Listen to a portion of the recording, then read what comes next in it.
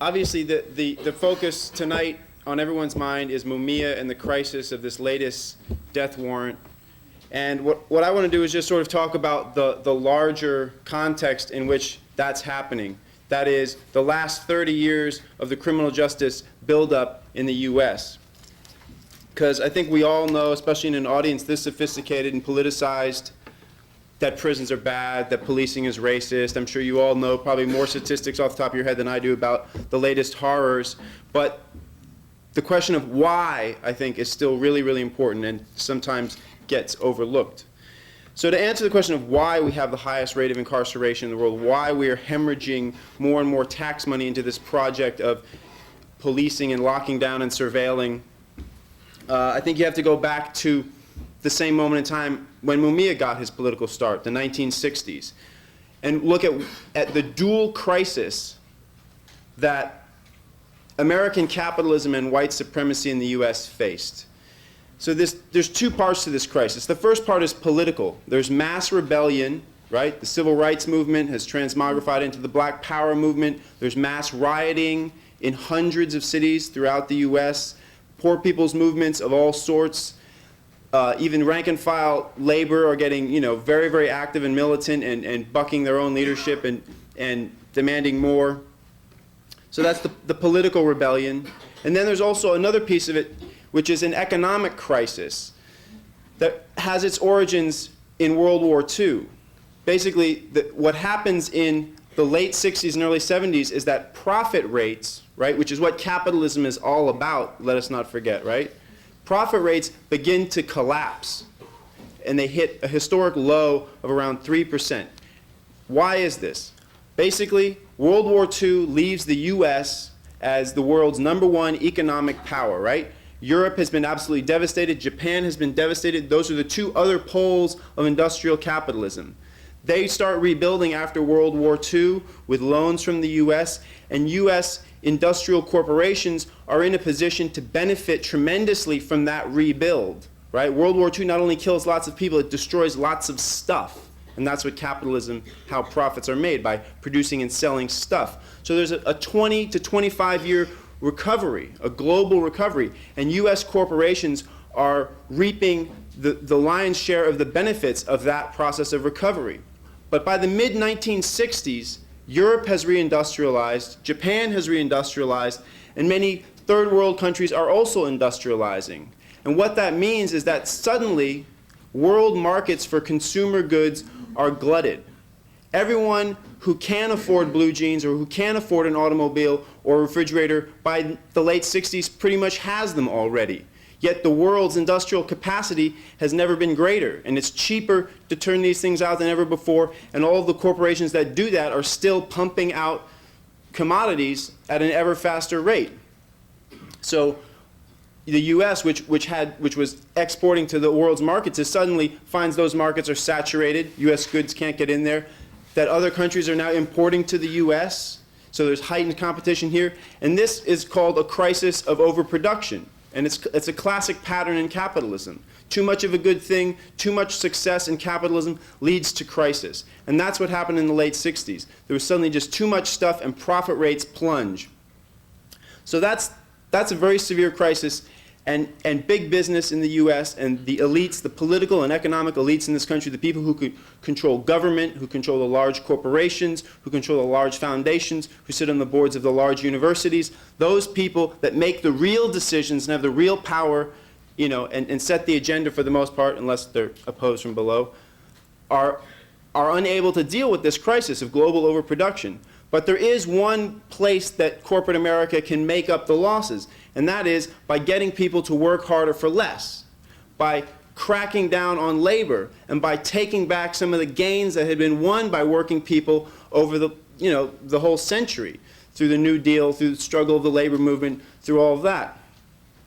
But they find that they're unable to do this. Large corporations are unable to ratchet down wages in the late 60s and early 70s, in large part because social welfare and social services, the flimsy, anemic social welfare state that was developing in the U.S. was cushioning and empowering people too much.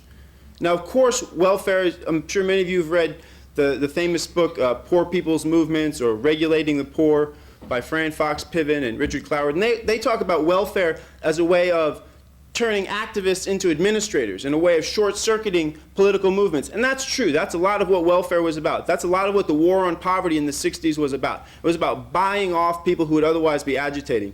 But those programs also empowered working people. An example, in 1968, GE was the 4th largest employer in the country. There was a massive strike against GE that involved 12 unions. And the unions won after this very bitter strike. And it turned out that not only were the strikers living off their strike funds, many of them were collecting welfare. And in fact, the strikers had collected $25 million in welfare during this strike. So capital, the owners of large corporations and banks, look at those statistics and they see this as government-subsidized class warfare. So welfare has to go, and it was to a certain extent. So another example, as profit rates are going down and there's not as much economic activity, unemployment starts going up in the late 60s and early 70s. Historically, when unemployment goes up, wages go down. Very simple arithmetic, right? You're not going to demand as much money from your boss if there are 5 people who want your job. But strangely, that iron economic law is out of whack in the late 60s. And part of the reason is that people could go to community college, there were job training programs, things were cheap, you could get welfare food stamps much more easily than you can now. The level of those payments was, in real terms, much higher than now. And what you saw was that even though unemployment was going up to like 8%, which was, very, very high, you see that the ratio of quits to layoffs was such that more people were quitting their jobs than were being laid off. So despite high unemployment, working people still had power. Measured in the informal sense of how scared they are about losing their jobs. Plus, there's a slew of strikes in the late 60s, early 70s. The entire mail system in the country shut down by wildcat strikes in 1970. Coal fields are shut down. The Teamsters shut down the Midwest. The ports on the Gulf Coast and on the Atlantic and out west are shut down for months at a time. Grave diggers, teachers, fishermen all go on strike. And of course, there are all of the other social movements, the anti-war movement, and in particular the Black Power movement and the Black Panthers are really challenging the system. So the response to this, remember there are these 2 crises going on at once. The economic crisis doesn't get dealt with for a while, but the response to the political rebellion is the elites, that is, those in government and who control large corporations, realize that the police in the late 60s are not up to the task of containing people like Mumia Abu-Jamal. Just wasn't working. The cops are either using too much repression or too little repression. They were making a horrible mess of everything. Either, their repression would lead to international spectacles. And a perfect example is the Democratic Convention in 1968. Cops go in and crack heads. It doesn't disperse the movement. It doesn't scare people off. It becomes this horrible advertisement for how out of control the U.S. is, how totally insane the system is. You have mainstream Democrats in the floor of the convention demanding that the convention be shut down and that they move out of Chicago because Mayor Daley is so out of control. So it's in response to stuff like that that the federal government realizes they have to step in and retool and rationalize American policing. So in 1968, Johnson proposes a bill which becomes the Safe Streets and Omnibus Crime Act of 1968, which passes the House literally as Washington, D.C. is burning from riots. So smoke billows up from the southeast, and that helps concentrate the minds of these congressmen. And what that bill does is it sets up the Law Enforcement Assistance Administration, which is this huge federal bureaucracy that for the next 10 years redistributes about $1 billion a year to local police. It gives them, this is the first time cops get the infrastructure of modern policing as we know it. They get helicopters, SWAT teams, body armor, shoulder radios. They start getting computers to map crime.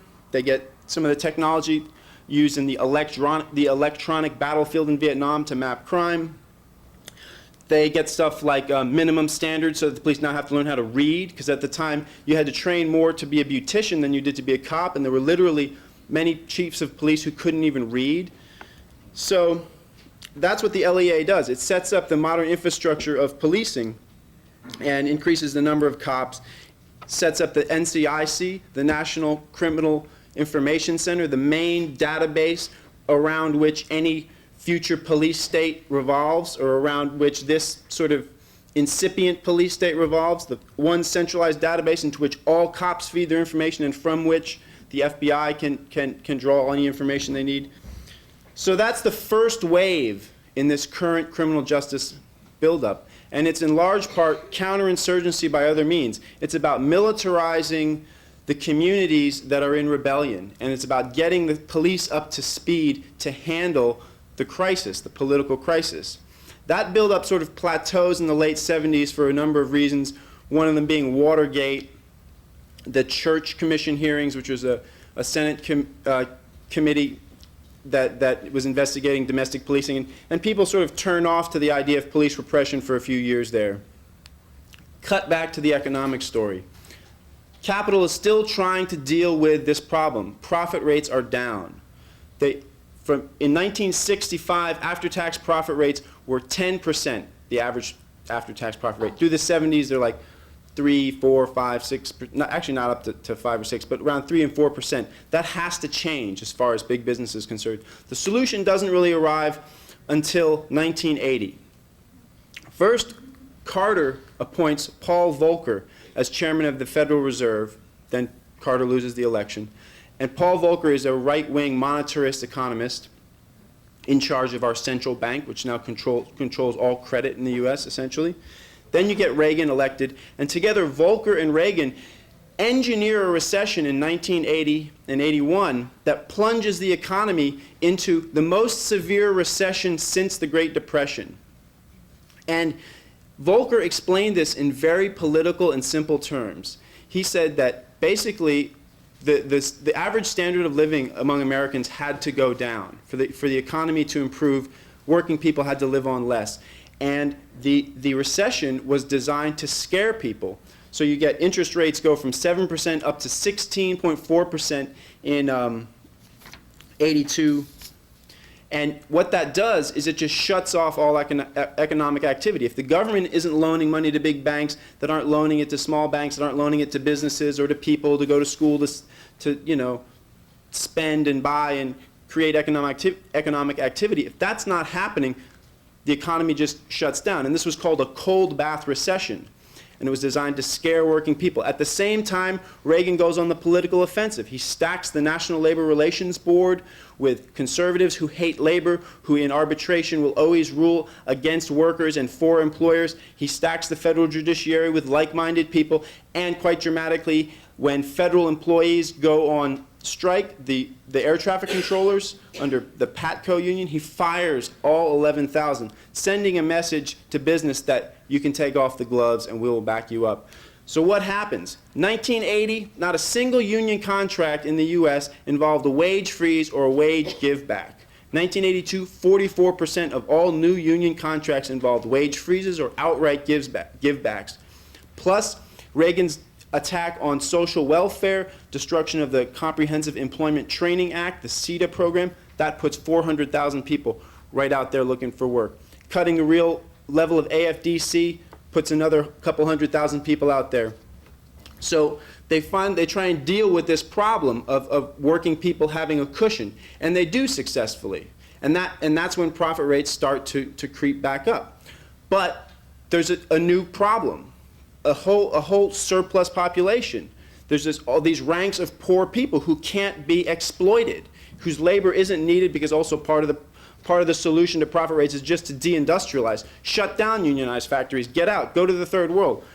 Forget those people, man. So there's like a huge new population of people who cannot find jobs and whom capitalism can't really exploit. I mean, they can exploit them as consumers to some extent, but they're not needed as low-wage workers. How is this population managed? Well, around the same time, you get the beginning of the war on drugs creeping up in the early 80s. 1984, you get the first major federal crime bill, which, among other things, creates assets forfeiture laws, where the police can now hook their wagon to the horse of the drug trade, and they can get their cut by going after and confiscating drug-tainted possessions and cash of drug dealers. Next election cycle, right? You got to think even numbers are congressional election years.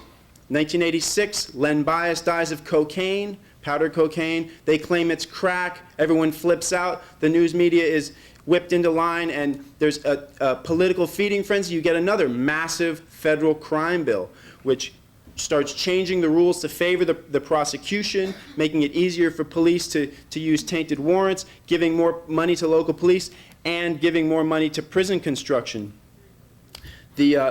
And also creating new mandatory minimums. The 86 bill created 29 new mandatory minimums.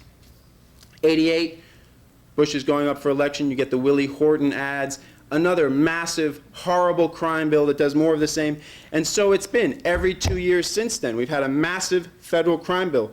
And that's the second wave of this trajectory, which we're still on. So basically, what I'm arguing is that the first wave in the crackdown, which actually didn't involve an increase in the rate of incarceration, it was really about policing, that first wave was really counterinsurgency by other means. The second wave in the criminal justice buildup is about managing the contradictions of a restructured, in-your-face capitalism, of a newly, a more brutal form of capitalism, which had to be done, right? This restructuring of capitalism had to be done, not just because rich folks are mean or whatever, but because there was a structural requirement. The reason investors invest money under capitalism is to make a profit. And if that's not happening, a lot of stuff has to change. In fact, everything has to change until that changes. And that is what this whole criminal justice crackdown is part of. It's part of this larger restructuring of capitalism so as to boost profit rates at any cost. So, and that's how we get the prison industrial complex emerges out of this larger restructuring. But just to wrap up, I want to touch on a few points about the prison industrial complex that I think need clarifying at times. Often people think that we have this massive incarceration binge because corporations are making money directly off prisons, and they are to some extent, but they're not making that much money off it. There aren't that many prisoners working for private corporations. There are only 2,500 prisoners working for private corporations, and actually it's not that profitable to use prison labor, in large part because guards who ideologically are all in favor of exploiting prisoners' labor aren't going to give an inch to anyone, and running a business in prison is hell because the guards will come in and search your workforce if they want to, shut down your operations for 3 days if they want to, won't let you move your product if they want to. So there are a lot of reasons why corporations aren't actually using prison labor. Likewise, private prisons, very serious problem, very pernicious, but they're not driving incarceration policy. There are no private prisons in California, and it has one of the highest incarceration rates in the world and one of the largest prison systems in the world. And even right-wingers are kind of turning off to private prisons because they have such high levels of escape and such violence and chaos, and they're just frightened, conservative law and order voters. But, so what I'm saying is that I think we shouldn't look so much for the direct, specific economic interests that are benefiting from incarceration, though those interests do exist. But we should look more broadly at how the class system, in general, needs incarceration to reproduce itself. That if the system is organized such that there are huge numbers of people who are not brought in economically, who are for the most part people of color, if that's the situation, how do you manage those contradictions? You manage it with policing and incarceration, regardless of whether or not policing and incarceration are profitable or whether they cost enormous amounts of money that the taxpayers pay for. That's a key point to keep in mind, that this will happen whether corporations are directly involved or not, because the corporate system in general needs it. So anyway, you can get all this in my fine new book here. But so I won't ramble on anymore because our next speaker is, I think, the one with the more important and pertinent news for the night. So I guess someone's going to introduce Ramona Africa. Thanks a lot.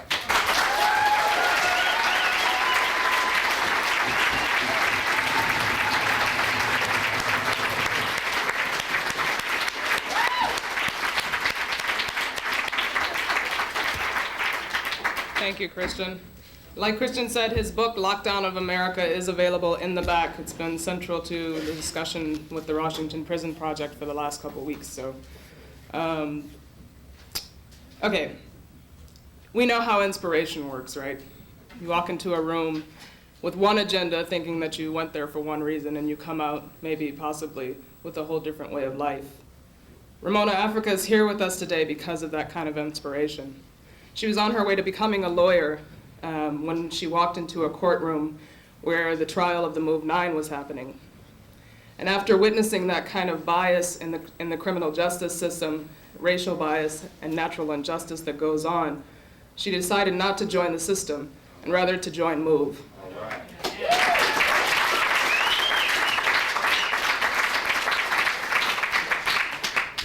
Her life was changed after that, to a great extent. That's an understatement. Years later, in 1985, the city of Philadelphia dropped the only civilian bomb on a house in a middle-class black neighborhood, killing 6 adults and 5 children. Ramona, who was the only adult survivor, was the only person who was charged and prosecuted for that massacre. She was charged with riot and conspiracy, and she served 7 years in prison, and since her release, she has refused to give up on the struggle around police brutality, to free the Move 9, and to free Mumia Abu-Jamal. And with that, I welcome Ramona Africa.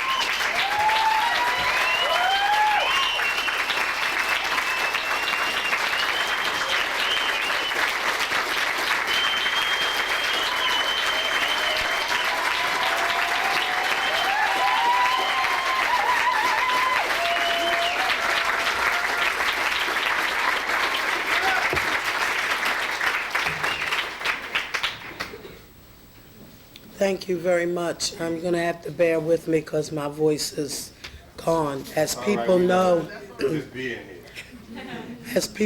I hope people know, on Wednesday afternoon, Governor Ridge signed Mumia's death warrant. I was on the phone all day, from the afternoon to like 3 in the morning.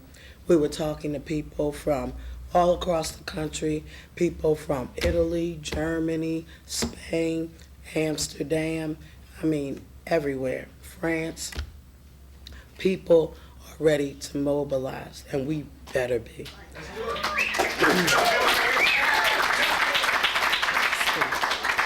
This situation is extremely critical, extremely critical. I just talked to my family at home because Mumia's attorney, Leonard Weinglass, was filing a petition for habeas corpus and a stay of execution, which is very important. I just found out from my family on the phone that the federal court did not grant a stay of execution. Things are very serious. They can review the petition for habeas corpus, they can drag it out, or they can do it quickly without ever signing a stay of execution, and it looks like they don't want to sign one. We got work to do.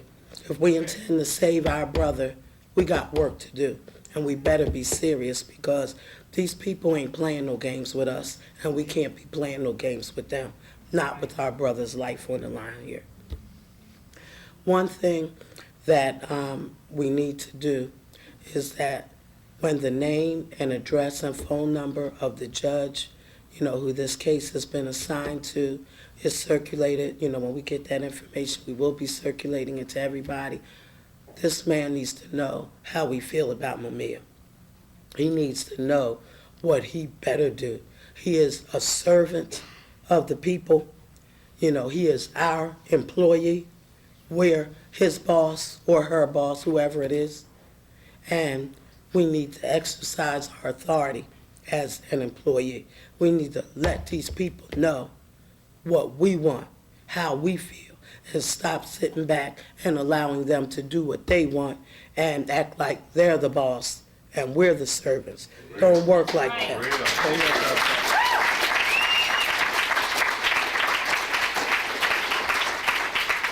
This thing is past words.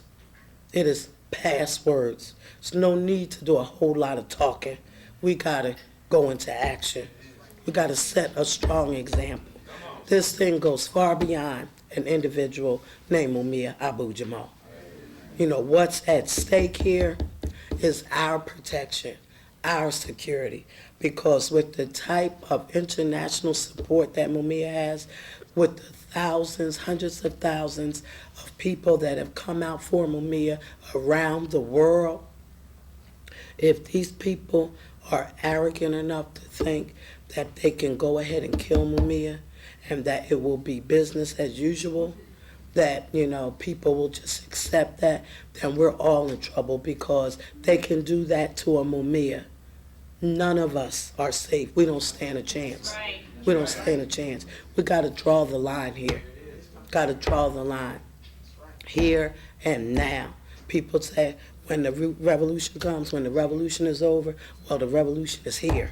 It's now.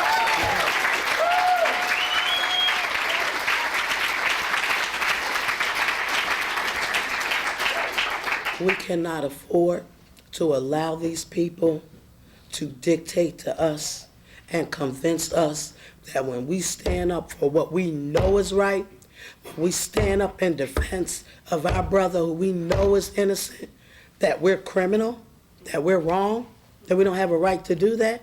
They better take that somewhere else, because we ain't impressed with legal. Legal ain't never meant right, ever. Slavery was legal. The Holocaust was legal. The apartheid government of South Africa was legal. But wasn't none of that shit right. None of it. So legal don't mean the same as right.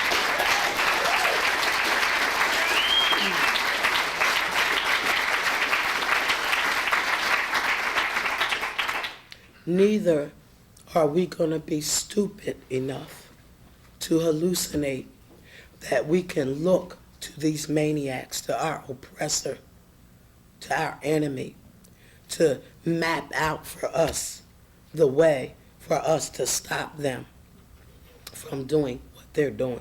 You know, Jews could not expect Hitler to lay out for them the way to stop Hitler from exterminating them. Neither can we look to these officials or their bosses to lay out for us the way for us to stop them from doing what they're doing. This ain't gonna happen. We gotta do that for ourselves. You know, they're against us. They're working against us. Our aim is to stop them. Their aim is to stop us.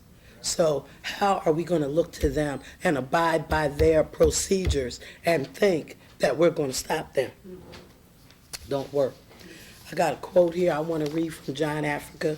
It's not long, but it speaks to that very issue, and it's something that we need to get in our heads, because we can't allow these people to convince us that we're criminal for doing what's right. This is the criminal government. We know who the real criminal is. This whole goddamn government was founded. This whole government was founded on crime, on rape, robbery, a wholesale slaughter of Native people.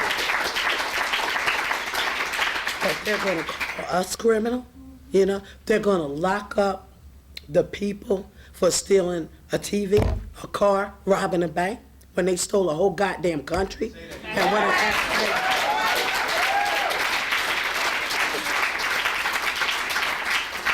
we ain't accepting it. We can see through that shit, and we ain't accepting it. Nobody should. Now, what John Africa has to say is this. This is a message from John Africa to all judges of the world and all those concerned with the problems of the world. In natural law, move trust. All praises to the order of life. The presence of truth is final. Long live move. Long live revolution. Long live the power that pulls things together. To quote John Africa, when you demand people are to follow your procedures to defend themselves, you are demanding that people give up their own procedure. We're against the system. We've made it clear that we're against the system. We ain't benefiting nothing when we do things as the system instead of as move. Your way is to stop us. Our way is to stop you. So how can we benefit by you? By doing things as you. It ain't just a question of us against the courts. It is an issue of us against the system, and it ain't procedure to help what you're against, and you know it. We're against the system. You want to stop us. And to ask us to go along with your procedure is to help you stop us. Volunteer our freedom to be imprisoned, put handcuffs on our own wrists, and lock our own selves up. How else can it be? You ain't for us, you're against us. End quote, John Africa. Now, if that don't make it clear,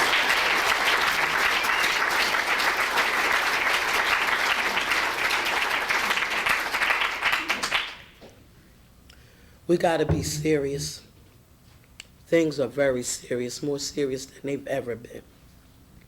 People's lives, people's freedom is at stake, and not just Mumia. We let them kill Mumia, we lose a lot more than an individual named Mumia. We lose all credibility, you know, and we can't afford to do that. If not for our own selves, for our children and their children. What kind of legacy are we going to leave for our children if we just sit back and continue to allow these situations to go on? I had a bomb dropped on me. You know, I saw 11 of my family members, 5 babies, burnt alive by this government. And not one single official was ever held accountable. They think they seemingly got away with that. I know they ain't got away with nothing. Nothing.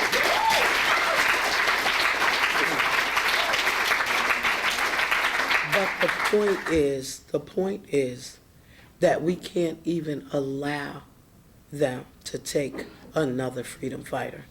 We cannot allow them to kill another innocent man. We got people in prison. I have 9 sisters and brothers in prison, despite their innocence, serving 100-year sentences each for a crime they didn't commit. They got Mumia on death row. They got Leonard Peltier in prison, serving a double life sentence. And I say, how dare they? How dare they fix their mouth to call any indigenous person of this country a murderer? The people.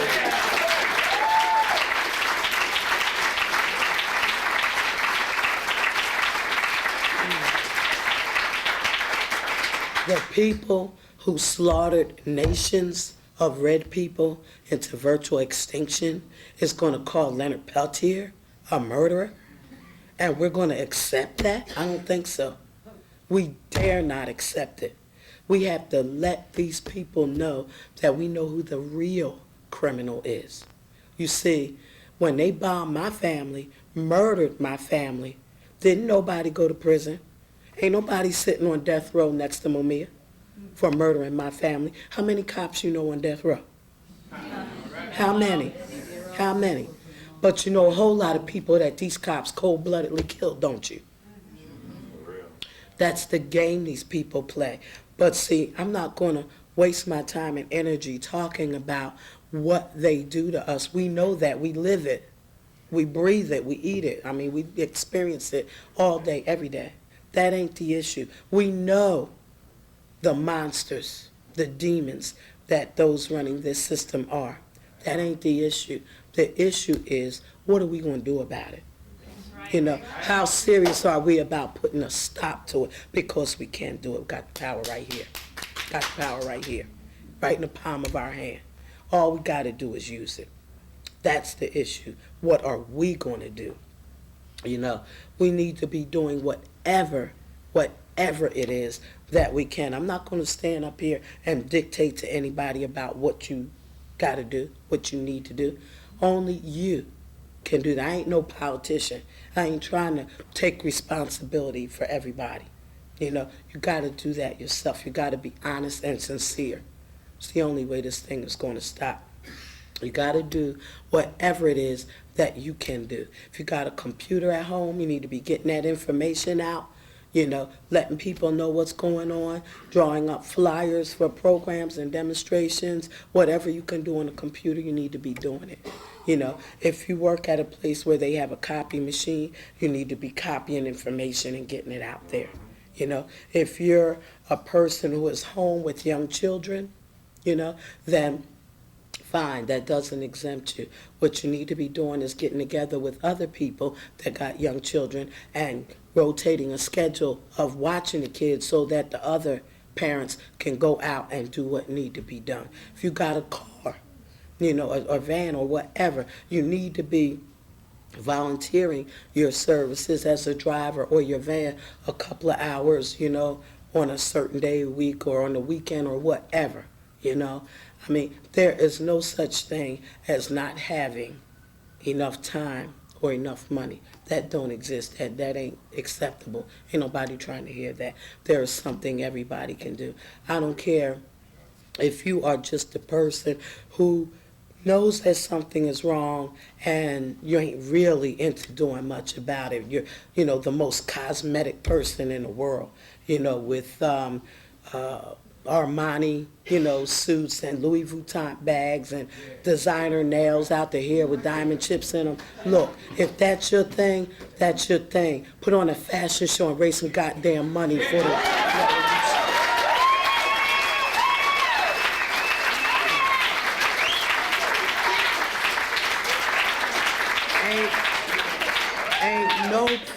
Ain't nobody exempt. There is something that everybody can do and something that that person would feel comfortable doing. The important thing is that we got to be doing something, because if everybody is doing something, even if everybody is doing just a little bit of something, that adds up to a whole lot of something.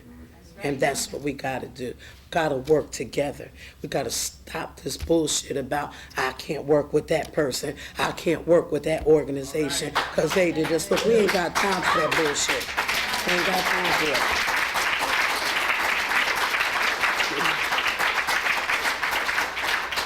it. There is nothing that any other oppressed person, any other organization have done to us or can do to us that even comes close to what this system is doing to us.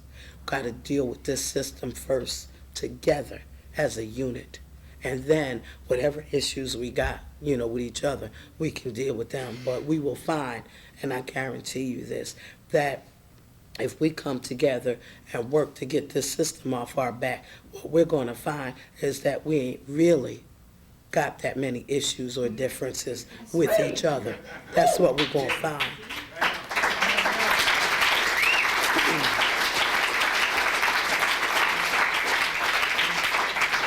This system has us spread out like this, like 5 fingers, you know, spread out like this and hallucinating that we're each other's enemies, that we're each the problem.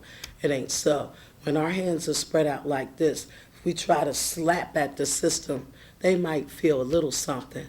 But if we bring them fingers together in a fist and come at this system, they're going to feel something more. And that's what we got to do. That's what we got to do. We got to bring each other together, come together, work with each other, get to know each other, you know, be committed to each other, to getting the system off our back. And the system will feel the brunt of that. They will feel that weight. They will feel that commitment, that consistency. That is the bottom line. You know, that is what I'm here to tell you. I mean, we got family in prison that we're working to get out. We're working to save Mumia's life. We speak out and work for political prisoners across the board. That's why I agreed to come here and speak, you know, at a fundraiser for Mark Cook and do whatever I can, you know, for him and for all political prisoners and for other issues. I mean, I deal with environmental issues. I deal with animal rights issues, welfare issues, homeless issues, all of that. But right now, Mumia is the priority, and that's what we got to deal with, you know. That doesn't mean that we can't do anything else, but it means that we got to save this brother's life first and foremost, and then he'll be out here to write commentaries and to expose and speak on all of the other issues that we're working on. But we need him out here. We can't afford to let these people kill him simply because he tells the truth. I mean, I know that nobody in here is hallucinating that Mumia is in prison because of the accusation of murder. They know he's innocent just like we know he's innocent. They want to kill him because they hate him. They resent him, because he tells the truth. He exposes their filth. That's why they want to kill him. I mean, when you look at the whole issue, there is overwhelming evidence of Mumia's innocence. And if we know it, what makes us think they don't know it? They know it better than we do, So I don't burn my energy trying to convince people of Mumia's innocence. I'm saying Mumia does not belong on death row. I'm going to do anything I can to bring him home. And anybody got a problem with that, it's their problem, because if they, want to convince us that their issue is justice and that they believe Mumia is a murderer, and out of a sense of justice, he should be in prison on death row, then what I want to know is, where was that sense of justice on May 13th of 1985? Where is that sense of justice? Where is that sense of justice when cops beat people to death, shoot people to death on the street?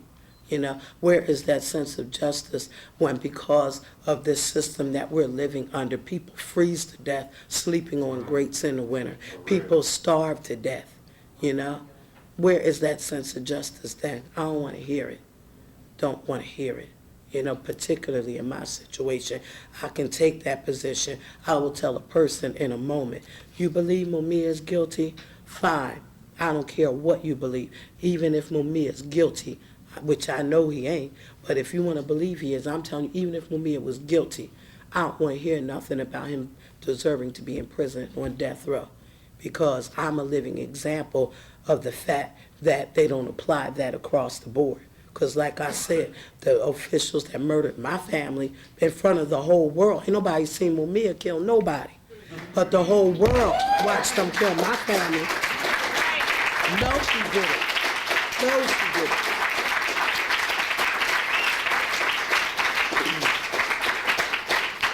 So the bottom line here is, are we ready to rumble? Are we ready to go to war? We should have been ready. I mean, this system long ago declared war on us. It's time for us to open our eyes and realize that, and zip up our gorilla suits and put on our boots and get ready to rumble. I mean, this is it. This is it. If we never knew nothing about fighting before, we better learn quick. Better learn quick. If I can do it, anybody can do it. I was raised in a middle-class black family. I went to Catholic school from 1st to 12th grade, wore the little uniform and the beanie and the whole bit, I went to Temple University, graduated with 2 degrees, I didn't know anything about fighting. I didn't care anything about fighting, about injustice. But when I encountered MOVE and heard what MOVE had to say and heard what they went through, there was really no decision to make. The decision had been taken out of my hand. There was nothing I could do but what I'm doing. And despite all I've been through, I never went through a confrontation before, like May 13th. Never went through anything like that before. It's a horrifying, terrifying experience, But I survived it, and I'm not going to let it stop me or scare me, because what scares me for real is a government, officials that could do that. I'm not scared to stand up against them to stop them from ever doing that again. I'd be scared to sit back with the thought that they could do that again. Can't do that. I've got to fight and take a stand and set an example to stop this government from doing that. And that should be every one of our position, that we've got to do what we've got to do to stop them. That is our work. That is what we need to commit ourselves to. Nobody should walk out of this room tonight without making a clear commitment to themselves that they are going to do whatever they can do to stop this execution and to get this system off our back. Our freedom is at stake. our lives are at stake. We are Mumia. Mumia is us, and we need to understand that. So, that's the main thing I want to say. Before I stop, though, I want people to understand that my brother Blizzard Africa here with me. He's 17 years old, one of the Move Young people. He does revolutionary rap with a group of Move Young people called the Seeds of Wisdom. And the information that they have to put out is outstanding. And, we really feel proud and good when we see our young people able to speak their belief, to put out clear information about what they're doing and why. Because we're not going to be here forever. And if we don't instill that revolutionary fire, that spirit in our young people, then we failed. We failed miserably. We've got to have our young people, strong to continue this fight, to carry the torch, And when we see young people who are disrespectful, out of control or whatever, don't look at them. Look at us. Look in the mirror. Look in the mirror, because the reason why young people are like that is because they don't see a strong example, to encourage them. They see what these cops do. They see what's going on out here. And they don't see people standing up strong and consistent to put an end to it. They think that, being tough is beating some sister up, some brother up, taking their car, robbing them or whatever. And, they think that makes them tough, gives them a name or whatever. Well, we have to make them understand that don't make them tough. They'll snatch a young sister or brother, beat them up and snatch their car, but they ain't snatching no cops out their cars. You want to be tough. You want to be tough. You want to earn a name. If you got that gangbanger mentality in you, we can channel that energy.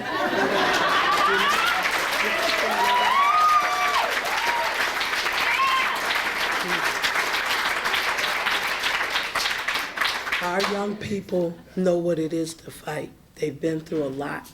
They have a clear understanding of revolution.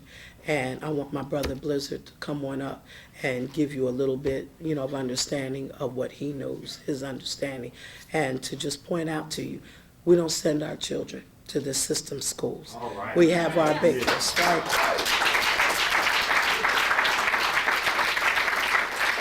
We have our babies naturally at home, no doctors, no hospitals, no instruments, none of that.